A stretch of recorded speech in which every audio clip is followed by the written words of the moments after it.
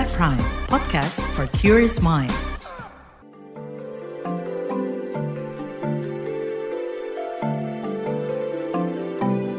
Saga, cerita tentang nama, peristiwa, dan fakta.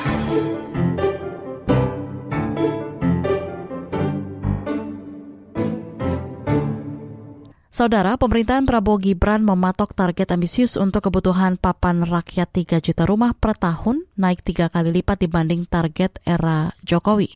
Ambisi besar tapi anggaran kurang, bahkan masih disunat karena kebijakan efisiensi.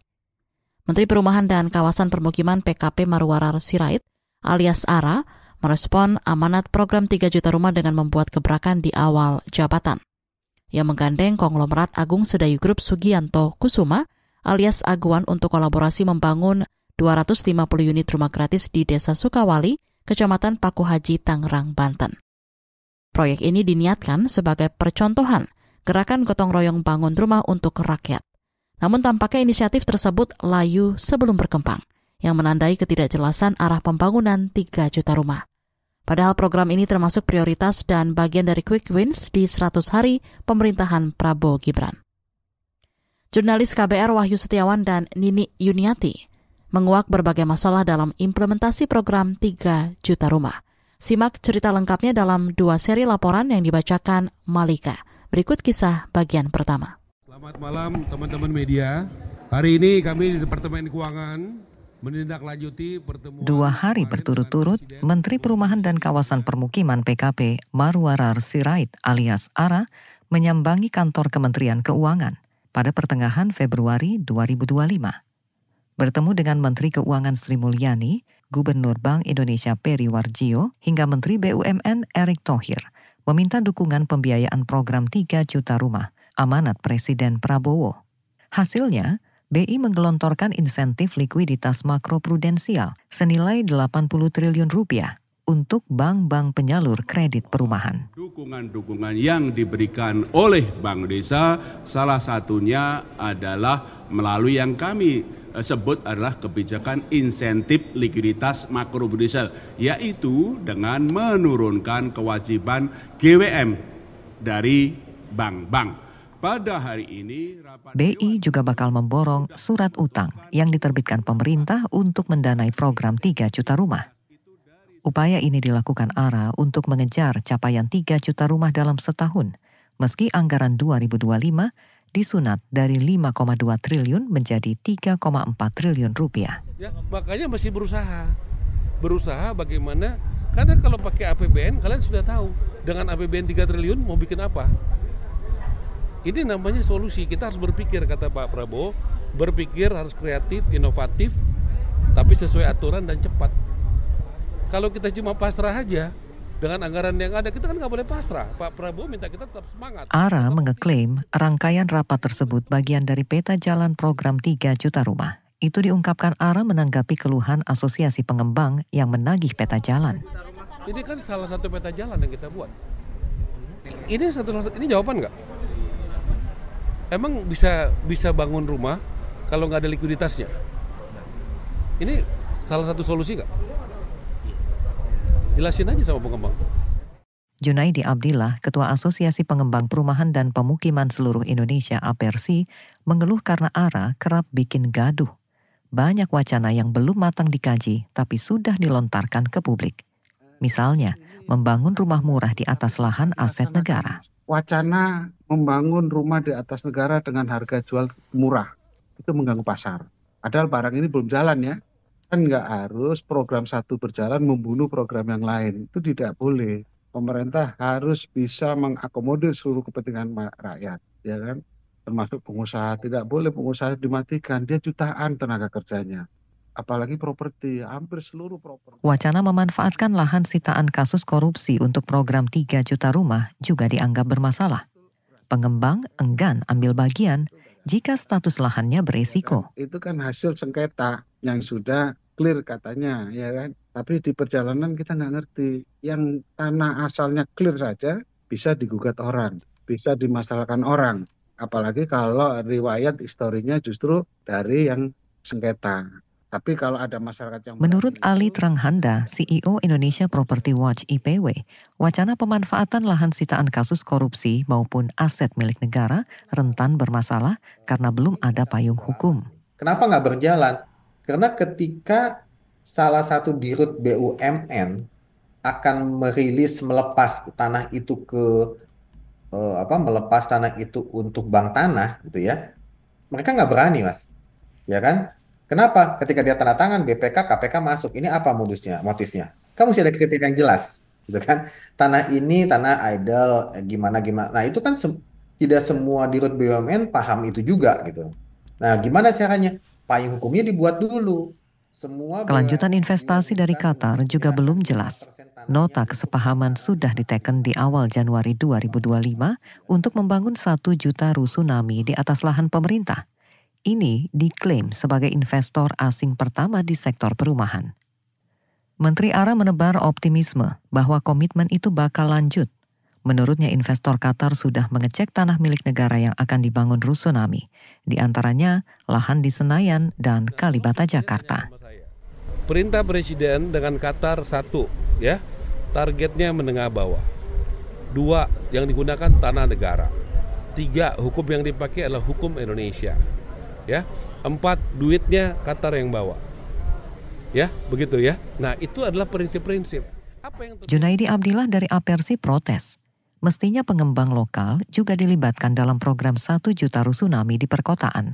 Tapi kalau tanah itu milik negara akan dikelola oleh Qatar, kenapa tidak masyarakat kita juga ikut mengelola, kan begitu. Ya kan, kalau hanya membangun rusunami banyaklah developer kita yang bisa membangun itu. Saya pikir kemarin investasi Qatar belum pernah terdengar di DPR, menurut Ketua Komisi 5 Lazarus dari fraksi PDIP. Qatar kayaknya Belanda masih jauh ya. belum dilaporin kami aja belum. Kalau yang Qatar belum. Alih-alih urusan Qatar, Menteri ARA bahkan tak kunjung memaparkan strategi memenuhi target jumbo 3 juta rumah setahun dengan anggaran mini hasil efisiensi. Yasti Suprejo dari PDIP terus menagih penjelasan. Pemerintah menargetkan 3 juta rumah, ya toh, tapi anggarannya belum jelas kan gitu. Pemerintah menargetkan 3 juta rumah, 1 juta rumah di wilayah perkotaan, 2 juta rumah di wilayah pedesaan. Tapi sampai hari ini anggarannya belum jelas, udah. Saat rapat bersama ARA, Yasti mendesak penegakan aturan soal hunian berimbang. Kita melihat postur anggaran seperti ini, tampaknya itu jauh panggang dari api, Pak Menteri. Dan sebenarnya mohon maaf, kalau Pak Menteri adalah seorang yang visioner, saya kira payung hukum soal hunian berimbang sudah diketok sejak 2011 berupa undang-undang, tetapi belum pernah terrealisasi. Aturan itu mewajibkan pengembang membangun hunian dengan komposisi seimbang, yakni rumah mewah, menengah, dan rumah sederhana dengan skema 1:2:3. Menteri ARA mengeklaim sudah menyurati Presiden Prabowo pada 23 Januari 2025 mengusulkan pembentukan Badan Percepatan Penyelenggaraan Perumahan BP3 untuk mengurusi hunian berimbang. Undang-undangnya udah ada, betul. Makanya tadi pertanyaan saya, kenapa ini tidak dijalankan? Justru saya belum sampai 4 bulan, saya sudah berkirim surat untuk membentuk lembaganya. Itu yang saya tanya tadi, kenapa nggak jalan? Justru kami sudah jalankan duluan. ARA juga menunjuk Dirjen Kawasan Permukiman, Fitrah Nur, sebagai Ketua Satgas Percepatan Pembentukan BP3. Fitrah enggan bicara target yang dikejar untuk hunian berimbang. Itu nggak ada anggaran kalau hunian berimbang itu dari pengembang nanti yang bangun rumah mewah, bangun rumah menengah. Mereka punya kewajiban untuk bangun rumah sederhana. Jadi kita harus hitung dulu, soalnya itu bukan APBN. Pengamat properti Ali Tranghanda menyebut hunian berimbang bisa menjadi cara memenuhi target 3 juta rumah di tengah pengetatan anggaran. Meski pemerintah perlu berdialog dengan pengembang terlebih dulu soal implementasinya. Undang-undang hunian berimbang ini belum dijalankan. Saya nggak tahu kenapa juga. Sebenarnya kan begitu memang banyak pengembang besar yang ada yang agak keberatan. Tapi kan itu bisa kita, payung hukumnya udah ada. Ada sedikit lagi yang kita mesti di fine tuning aja lah gitu loh, supaya sama-sama pengembang dan pemerintah sama-sama satu frekuensi lah gitu kan, bisa kok gitu loh. Karena saya beberapa kali ke pengembang besar saya tanya, sebenarnya mau nggak sih ya bangun rumah mau Pak, asal aturannya jelas dan tidak merugikan bisnis. Jangan dipaksa. Realisasi hunian berimbang bakal menekan kekurangan rumah atau backlog yang masih di kisaran 9,9 juta. 1 juta itu kan rusunami, ya kan? Itu Pak Prabowo ingin membangun rumah. Berbeda dengan Menteri ARA yang kelimpungan karena anggaran disunat, anggota Satgas Perumahan Boni Z Minang yakin target 3 juta rumah bakal terpenuhi. Sebab itu adalah janji politik Presiden Prabowo. Satgas Perumahan dibentuk di masa transisi pemerintahan Jokowi ke Prabowo yang diketuai adik Prabowo Hashim Joyo Hadikusumo. Boni, pengusaha pemilik PT Minang Jordanindo, sejak awal menjadi anggota Satgas bersama Budiman Sujatmiko dan Fahri Hamzah. 2 nama terakhir kemudian menjabat di pemerintahan Prabowo. Satgas bertugas mengkaji realisasi program 3 juta rumah dengan kebutuhan anggaran hingga 53 triliun rupiah per tahun. Boni menekankan program 3 juta rumah meliputi 1 juta rumah di perkotaan dan 2 juta rumah di pedesaan serta pesisir. 1 juta kota itu adalah untuk rusunami, ya, yang kita dibilang udah bisnis model lah, udah dapat dari Qatar. Tapi tidak menutup kemungkinan jika ada orang yang kriteria miskin itu masuk ada di kota, ini dapat juga. 1 juta itu kan rusunami, ya kan? Itu Pak Prabowo ingin membangun rumah yang affordable. Ya, affordable yang dapat dijangkau. Nah, bagaimana bangun itu dijual? Itu nggak gratis. Pasti itu dicari. Nah, investor dicarikan pembiayaannya, jadi tidak menggunakan APBN. Program 2 juta rumah di pedesaan dan pesisir bakal dibiayai sepenuhnya oleh APBN. Warga miskin di desa akan mendapat rumah gratis.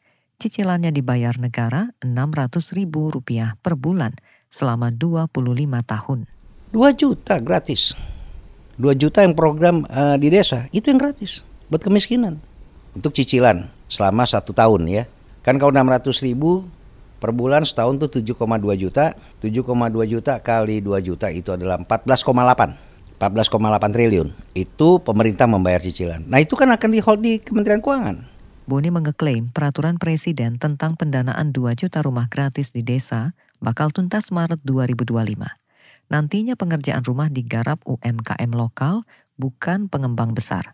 Dengan begitu ekonomi desa bisa meningkat dan kemiskinan berkurang. Itu Rey juga saya larang tuh masuk semua. Loh iyalah, kalau katakan tahun ini aja 2 juta itu kalau 100 juta dan 200 triliun. Iya kan? Kita minta itu yang bangun UMKM. Kalau diuntung 20% ada 40 triliun beredar di desa. Itu Pak Prabowo mikir ke sana. Namun skema 2 juta rumah gratis di pedesaan dibantah Menteri ARA. 2 juta rumah di desa itu gratis, Pak ya? Nggak ada, Pak. Siapa yang bilang begitu? Pak Boni dari Satgas Perumahan? Nggak. Jadi kalau saya sebagai menteri sumbernya tadi ya. Silang pandangan ini berpotensi membuat publik bingung, kata pengamat properti Ali Tranghanda. Ini jalur komandonya juga pusing. Saya lihat ini kadang-kadang Satgas yang ngomong, kadang-kadang kemudian PKP. Nah ini gimana ya gitu loh. Dan itu pengembang pun pusing loh. Itu jadi satu isu yang hot juga di pengembang. Ini maunya gimana sih gitu pemerintah itu. Ia khawatir terjadi dualisme kepemimpinan di kebijakan perumahan. Ya ini ada bisikan-bisikan ya, tapi kita kan melihat seakan-akan ini tidak harmonis kan. Antara masing-masing lembaga itu tidak harmonis. Masing-masing antara Satgas dengan kementerian ini saling berlomba. Ini program siapa gitu kan? Ini siapa sih yang muncul gitu kan? Ali menyarankan Satgas Perumahan dilebur menjadi BP3 yang bisa mengkoordinasikan kebijakan perumahan lintas kementerian atau lembaga. Selama ini perumahan ditangani banyak instansi, tetapi minim sinergi. Karena ketika kita masuk ke pembangunan tadi, ATR BPN terlibat di sana, PU terlibat, perhubungan, transportasi, Kementerian Dalam Negeri, itu badannya ada nggak? Nggak ada. Menko-nya ada nggak? Nggak ada juga. Menko-nya terpisah. Harus ada badan BP3 di Undang-Undang Cipta Kerja. Nah, harusnya Satgas itu mengambil peran itu. Kementerian Perhubungan dong, ini gimana nih? Sebelum ada pengembangan di sini kawasan, masuk dulu dong transportasi jalan di PU. Ya, Kemendagri atau BPN tanya, ada nggak tanah situ? BUMN tanya, ada nggak tanah-tanah idle di situ? Kan gitu. Jadi badan perumahan, ini kita belum ada gitu. Coba bayangkan, ini kan kita udah berapa puluh tahun merdeka gitu ya. Kok ini masalah perumahan tuh masih gini lagi. Demikian Saga KBR, saya Malika.